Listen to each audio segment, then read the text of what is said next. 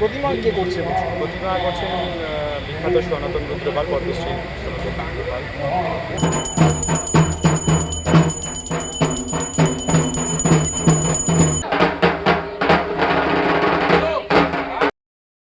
Welcome to our new blog.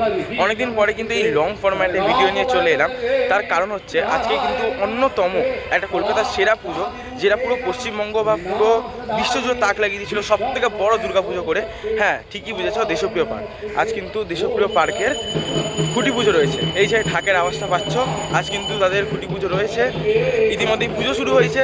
আর তাছাড়া তাদের theme এবারে যেটা, সেটা কিন্তু মণ্ডপের মধ্যে একটা মডেল করে রাখা আছে। সব কিছুই দেখাবো, সব কিছুই জানাবো যতদূর আমি জানতে পারছি। চলো সাথে থাকো, ভিডিও একদম শেষ পর্যন্ত। সবাই কিন্তু এই মাঠটার সঙ্গে খুব ভালো করেই পরিচিত। দেশপ্রিয় পার্কের যে বিরাট বড় মাঠ, যার জন্য তারা হয়তো এত বড় দুর্গা প্রতিমা বা দুর্গা পুজো মণ্ডপ প্রস্তুত করতে সফল হয়েছিলেন। যাই হোক, এই মিডিল পোর্শনটা, এই জায়গাটা কিন্তু মাতৃ প্রতিমা বসেন এই জায়গাটা। তাছাড়া পুরো এই জায়গাটা জুড়ে কিন্তু প্যান্ডেল থাকে। ঠিক ওই জায়গাটাতে কিন্তু এন্ট্রি হয় মেন রোড থেকে। আর পুরো জিগজ্যাগ ওয়েতে কিন্তু ভিড় কন্ট্রোল করে অ্যাট দ্য এন্ড মণ্ডপে ঢোকানো হয়। আর এইখানটা থেকে এক্সিট করে, পেছনের গেটটা থেকে কিন্তু এক্সিট করিয়ে দেওয়া হয়। আর তাছাড়া দেখতেই পাচ্ছ, এই হচ্ছে খুঁটি পুজোর মণ্ডপ, যেটা সেজে উঠেছে খুব ভালো করে কিন্তু সাজানো হয়েছে। মোটামুটি ভেতরে ব্যানার লাগানো রয়েছে, মডেলটা রয়েছে যেই আদলে প্যান্ডেলটা তৈরি হবে। চলো গিয়ে দেখাই। হচ্ছে কিন্তু তাদের খুঁটি খুব সুন্দর করে কিন্তু একটা মোটা বাঁশকে ফুল দিয়ে সাজানো হয়েছে, গাঁদা ফুল দিয়ে সাজানো হয়েছে। এই যে তাছাড়া এইখানটা কিন্তু খুঁটি স্থাপন হবে। আর এখানে একটা খুব সুন্দর ফুল দিয়ে আলপনা করা হয়েছে। এই হচ্ছে কিন্তু তাদের খুঁটি পুজোর যে ব্যানার, সেটা শুভ খুঁটি পুজো ওপরে কিন্তু লেখা রয়েছে দেশপ্রিয় পার্ক। আর এই হচ্ছে কিন্তু সবথেকে বড় যে দুর্গা প্রতিমা হয়েছিল সেই ছবি। পুরো ব্যানারটা কিন্তু এআই জেনারেটেড, আমি যেটা দেখে বুঝতে পারলাম। শারদীয়ার টাইম দেওয়া আছে, সব কিছু লেখা রয়েছে। আর এই হচ্ছে কিন্তু তাদের খুঁটি।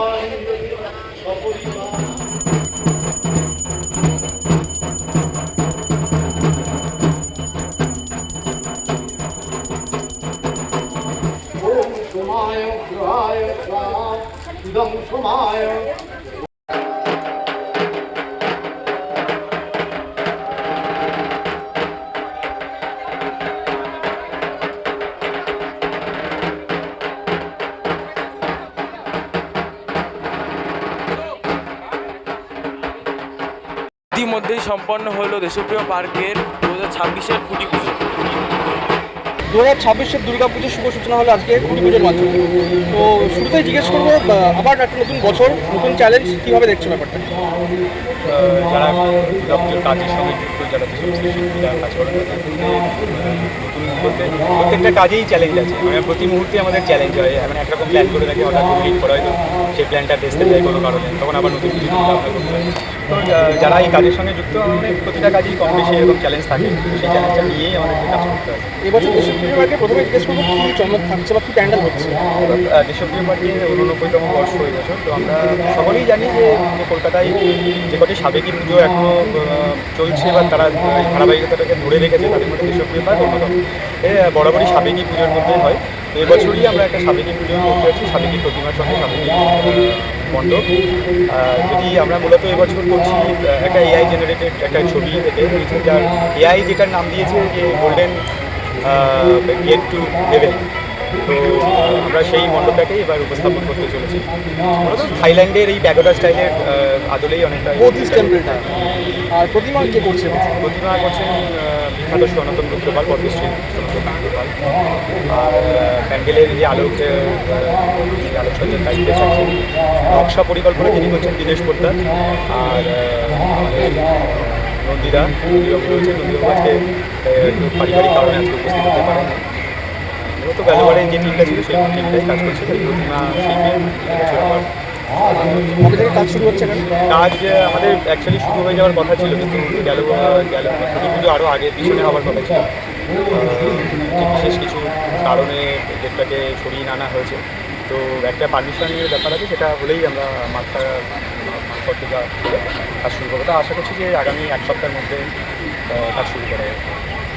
ঠিক আছে, থ্যাংক ইউ। তোমরা শুনলে, এই বছর কিন্তু তাদের নতুন মৃৎশিল্পী, প্রতিমা শিল্পী হচ্ছেন পদ্মশ্রী আর্টিস্ট শ্রী সনাতন রুদ্র পার্ক। তাহলে একটা নতুন চমক কিন্তু এইবারে আমরা দেশপ্রিয় পার্কে দেখতে পাবো। শ্রী সনাতন রুদ্র পার্কের অসাধারণ প্রতিমা, আলাদা করে কিছু বলার নেই কেমন হয়। আর তাছাড়া প্যান্ডেলটা হবে থাইল্যান্ডের বুদ্ধিস্ট টেম্পলের আদলে একটা এআই জেনারেটেড প্যান্ডেল, সেটা তৈরি হবে। তো এই ছিল কিন্তু আজকের ভ্লগ। কেমন লাগলো অবশ্যই কমেন্ট করে জানিও। আর এই ধরনের দুর্গাপুজোর আপডেট পেতে হলে আমার চ্যানেলকে সাবস্ক্রাইব করে পাশে দেখো। আর এই ভিডিওটা ভালো লেগে থাকলে লাইক করে দিও, শেয়ার করে দিও এবং কমেন্ট করে জানিও কেমন লেগেছে। আর দুর্গাপুজোর সিজন কিন্তু শুরু হয়ে গেল, এই বছর একটু লেট কিন্তু শুরু হয়ে গেছে। তো সাবস্ক্রাইবটা করে নিও এই ধরনের কন্টেন্ট পেতে গেলে। তাহলে দেখা হচ্ছে এই ধরনেরই কোনো একটা দুর্গাপুজোর অন্য একটি ব্লগ নিয়ে। ততক্ষণের জন্য টাটা, ভালো থেকো।